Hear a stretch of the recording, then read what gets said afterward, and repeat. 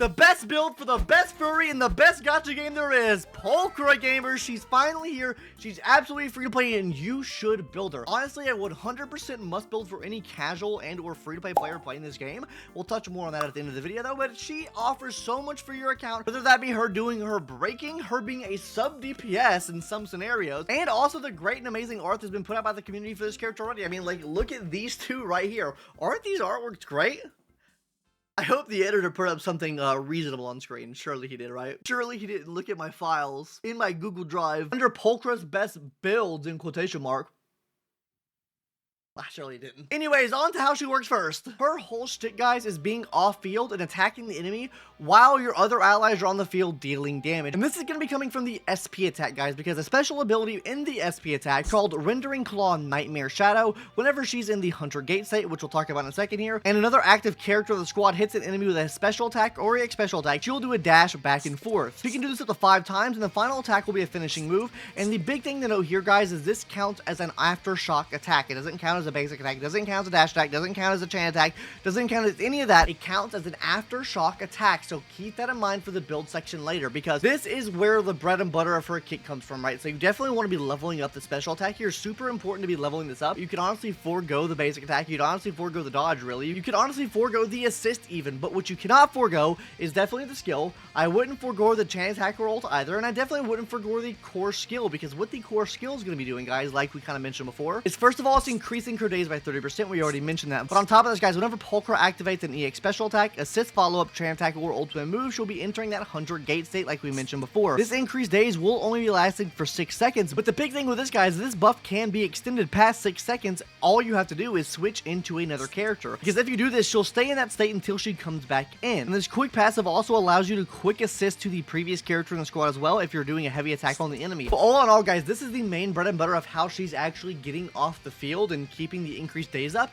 And you want to be leveling this up because this directly increases the days you're getting. This is the only stat it affects, is the increased days percentage, and that is what you want the most of. But not only this, guys, her additional ability actually does give a buff for aftershock damage, because what the additional ability does, guys, is whenever you have an attack character or you share the same faction, your special attack, EX special attack, assist, follow-up, chain attack, or ultimate move, it'll be applying binding trap on the enemy for 15 seconds. This binding trap increases all of your allies' aftershock damage by 30%. So this means if you have someone on the team like Silver Soldier and like Trigger, you are getting increased damage for their aftershock or follow-up damage that you're doing with those characters. So like I said, she works very, very well with Silver Soldier, Ambi, and Trigger, like the only 2 other aftershock units we have in the game right now. So with that being said, let's go ahead and hop into her best in-slot teams right now. And as we just mentioned, her best in-slot team, a team with Silver Soldier, Ambi, Pulchra, and also Trigger as well. You're getting a full cohesive buff here. Ambi is giving you increased aftershock damage. You're gonna be having Trigger on the team to really help out with just additional breaking too, because they're both off-field doing breaking on the enemy. So you're just going in with Ambi the whole time, just doing big damage on the enemy. You swap into them occasionally to get their abilities back up and running while they're off field, and then you swap back to Ambi and keep doing damage. It is so great. This gives you so much more damage capability with someone like Silver Soldier Ambi, because you're going to be breaking the shield so fast that you don't have to really swap off and have a dedicated breaker on the team here. But there are other teams that you can run Pulchra on, especially if you decided not to pull for Silver Soldier Ambi and you did just get the free-to-play copy from the event. The second team on our list here, guys, is a team with our best DPS in the game, Miss Miyabi, and with one of our best free-to-play supports in the game, Miss Lucy, because she provides you extra attacks. So Miyabi's getting this attack. You're also activating everyone's additional ability on the team here, which is also really nice. Miyabi really needs it. Pulchra really doesn't need it, but it does help Pulchra in a way here. You can really just run any support in this role. It doesn't have to be Lucy, but if you do run Lucy here, you do activate everyone's passive ability here, since Pulchra does need an attack type unit. Miyabi's not an attack type unit, so you would need that here. Another team you could run her on though, guys, a team with Bernice and Lighter, because Lighter plays really well with increasing fire damage. You're gonna have Pulchra doing her own off-field damage and breaking enemy down, also putting some physical anomaly on the enemy, and then you have Bernice to really do some big damage. Bernice uses her SP attacks quite a bit. It will be activating Pulchra's aftershock damage quite a bit, so this also works here. And then finally, another team I want to mention here, guys, a team with Harumasa and Anbi. Going back to the tech we mentioned in the very first team is a dual break team. You'll have Anbi on the field, which should be like a main breaker per se, right? You have Pulchra off the field that is going to be helping with additional breaking on top of that. And then Harumasa comes in after that enemy is broken and doing absolutely massive damage. How this team works though is Anbi will be supercharging the amount of aftershock attacks you're doing to the enemy, because of the fact you're using her SP attack so much in your traditional combo to break the enemy down, this works out really well, and you can break the enemy down really fast this way. I can also see this maybe working out with a Juyan as well, just because of the break aspect. You get massive buffs when the enemy's broken. This could work out there too, especially if you didn't have any other 5-star breaker in your account. I could definitely see this being an option to run. And realistically, guys, you can run her on any team in the game just as an off-field breaker. She can work there too. So with that being said, let's go ahead now and talk about our best in-slot W engines. Wingens, you guys still haven't told me what to call it. So starting off with her best in-slot, that is going to be her signature W engine. And this W engine is called the Box Cutter, because she's going to be slicing up the enemies just like she slices up her clothes in R34 threads. I didn't look at that. No, I didn't. Okay, take that back to the video. But essentially what this is doing, guys, is upon launching an aftershock attack, you're increasing the wearer's physical damage by 15% and also increasing the days by 10% as well. This lasts for 10 seconds. And with her being super consistent with putting aftershock on the enemy, this is going to be absolutely massive for you. On top of this, guys, the base stat for this is 15% impact, so you are getting free impact there as well. And this can be used on the likes of Trigger as well if you plan on pulling for Trigger too. Her second best in slot here, guys, will be Hellfire Gears. It is a 5-star W engine, guys, but this is really good because first of all, it's increasing their impact by 18%. But on top of this, whenever the wearer's off field, it's increasing their wearer's energy region there. Also, when using any special attack, you're increasing the wearer's impact as well. This can stack up to 2 times. This is what I would say is probably the W engine to run if you wanted her to be a designated breaker. Outside of that though, guys, 6 shooter is going to be the third best in slot option. This is a battle pass light cone, but this will be increasing her overall days and gives you a base impact percent increase of 15%. So this can also work there too. And then the final option I want to mention here, guys, is actually 2 options. Number 1 here, guys, is Precious Fossilized Core. This will be increasing the wearer's days based off of certain health thresholds that the enemies are at. So if the enemy is not lower than 50%, you're getting a 16% days increase. If the enemy is not below 75%, you're getting an additional 16% increase.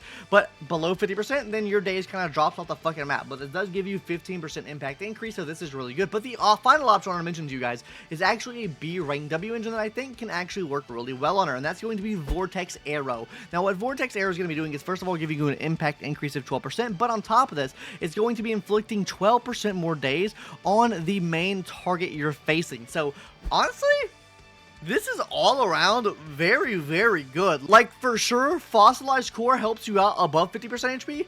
This helps you out more so all around. So I put them on the same tier with each other. I think either of these W engines can be ranked here. But now for the moment you've probably been waiting for, guys. What are her best disk drive set? Because honestly, she doesn't have like a best like 4-piece that you can run on her. It's a lot of 2 pieces you want to stack together to make her the best possible thing in the world. But before we hop into that, you thought I wasn't going to scam you? I'm going to scam you. Hit the subscribe button now, gamers. We're trying to push 10,000 subscribers at the end of the year. If we do, we'll have an absolutely massive giveaway on the channel. So make sure you hit the subscribe button now, and let's go ahead and talk about those juicy disk drive sets now. So starting off first, guys, I do want to mention there are 2 different ways you can run your Pulchra here. Number 1, sub DPS Pulchra. Number 2, overall more days oriented Pulchra. So let's start off with full DPS Pulchra first. And that's going to be running a 4-piece of the brand new set Shadow Harmony paired up with a 2-piece Shockstar Disco, because this set's going to be giving you hella aftershock damage, and on top of this, increasing your attack and crit rate as well when you're hitting these aftershock attacks on the enemy. Like I said, this works really well with the Silver Soldier Ambi team because there's so many aftershock attacks going on the enemy and you're activating the aftershock so much. This can actually work really well in a sub DPS scenario here. 2-piece Shockstar Disco, obviously you're going to be increasing her impact, which is all around really good. The reason I don't recommend a 4-piece Shockstar Disco, because her aftershock attacks, which is the main source of you stunning the enemy, not a basic attack, dash attack, or dodge attack. So you literally don't get anything from the 4-piece set here. So I definitely don't recommend that you run it. What I do recommend you run that scenario instead is a 2-piece Shockstar Disco, 2-piece Swing Jazz, and a 2-piece of Shadow Harmony, Branch and Blade, or Woodpecker Electro. Any of these sets can work here. Whatever you will need to get more stats of and lacking in the crit rate or crit rate department, then either Branch and Blade or Woodpecker can work. But if you just want to get a little bit more aftershock damage out, then you can just run the 2-piece Shadow Harmony to get the 15% increased damage to her aftershock. These are the best sets that I can recommend, guys. The first one being better for Silver Soldier Ambi teams, and the second one being better as a more general use case scenario. So with that being said, let's now go ahead and talk about her sub and recommended stats you want to get for her. On the 4-piece, guys, you're going to be wanting to aim for crit rate or crit damage. On the 5-piece is going to be physical damage percentage. On the 6-piece will be impact. So these are all the main stats you're going to be wanting to run on her. You want as much impact as possible because at the end of the day, she is still a stun type character. And then the other stats here, you're really just getting for some extra damage here. The substats here are going to be crit rate, crit damage, or attack percentage here. These are really the main things you want to hit here. Get her like 50% crit rate, 100% crit damage. You'll be fine to go there. Like, you don't need too much. Just give her enough to get some damage out. I think that's absolutely fine. This is like sub DPS, like I mentioned before, guys. Now, for the final part of the video, why do you need to be building Pulchra? Why should you be building Pulchra for that matter, right? First of all, guys, while I think that Pulchra is not necessarily the best breaker in the game, she's a better breaker when ran with like Aftershock-esque characters. She is genuinely setting you up for what the future meta for the attack type is, I think. And the reason I say that is because this is a very defined meta with adding a new damage type into the game. It's kind of like Honkai Star Rail adding the new Remembrance characters into the game that have like their memo sprites coming out. This is a defined damage type right here. Like DOT from Honkai Star Rail, defined damage type. Like Disorders in Zenless Zone Zero, defined damage type. So this is going to carry on for the future. Obviously we have Pantheon's Melody as well, so we know that Anomaly is going to be getting another buff here soon too. But I do see this growing more and more and more into the future. So I think in the future, if we keep getting characters that keep buffing Aftershock, she gets better and better and better. And I think this does replace the likes of someone like an Ambi, because with Ambi, you have a lot of on-field time for not really, like, you're focused on breaking the enemy down, right? Whereas with Pulchra here, you can have an ally that's on-field doing damage or big damage to the enemy, right?